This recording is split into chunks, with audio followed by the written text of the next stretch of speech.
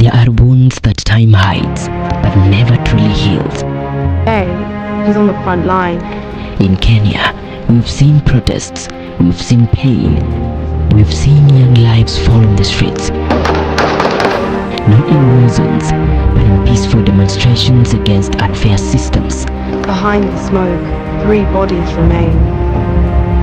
The recent BBC documentary, Blood Parliament, reopens a chapter many hoped to forget. But how do you forget when justice never knocked at your door? The Blood Parliament documentary has sparked a storm, not because it is controversial, but because it is disturbingly honest. It lays bare the events surrounding the anti-finance bill protests that many call the Maandamano massacre of June 25th, 2024.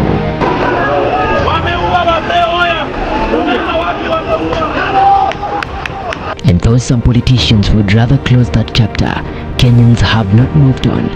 My heart really sank because you could hear the police officers saying, "Ua, ua." It's a Swahili word which means kill.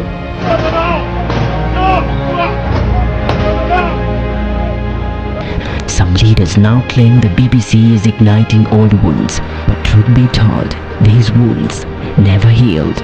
Kenyans have been crying in silence, carrying memories of gunshots, lost sons, lost daughters, and unburied justice. Shida ni kwamba hawakuchukua mtizamo wa serikali. Ukiangalia katika ile video, hata Mheshimiwa Rais hakupewa nafasi ya kuzungumza vizuri. Kwa hivyo inaegemea upande mmoja. Now the government says BBC didn't involve them, but here's the truth. BBC tried. They reached out to state organs, including the police, the Kenya Defence Forces, and Independent Policing Oversight Authority, IPOA. The government totally refused to participate, and of the other organizations, none offer a concrete, honest response. Silence, evasion, and denial were louder than any official statement. The very institutions meant to protect Kenyans choose to hide behind walls. Meanwhile, in a strange twist, the same government has spent months trying to impress Kenyans, slashing taxes, making peace speeches, attending youth forums, and so forth. A classic strategy: soften the blow, sweep the past under the rug. The rage against this government is boiling. But Kenyans are not blind. A sugar-coated lie doesn't erase a bitter truth. The documentary was good because it allowed even those who weren't able to get to the streets to have a perspective or a POV of what was actually going on the streets. And the government has been hiding all this information from us. The government tried to camouflage and hide itself.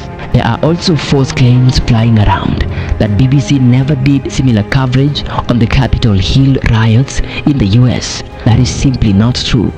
BBC covered it extensively, but the two cannot even compare. In the US, the riots were about power politics, an attempt to stop Biden's certification.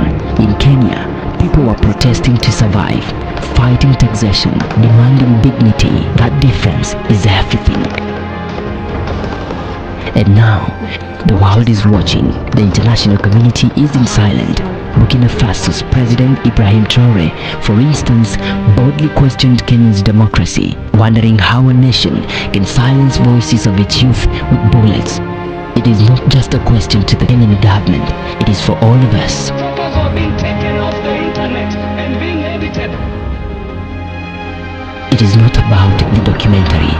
It is about young lives gunned down for speaking out, about mothers who still wait by the door, hoping their children will return, about the country that watched blood flow on its streets, then tried to forget. But the dead don't forget, and the silence of justice is the loudest betrayal. These young people were not thugs, they were dreamers, and now they are gone. We must remember, because if we forget, we are telling the next bullet, it's okay to fire.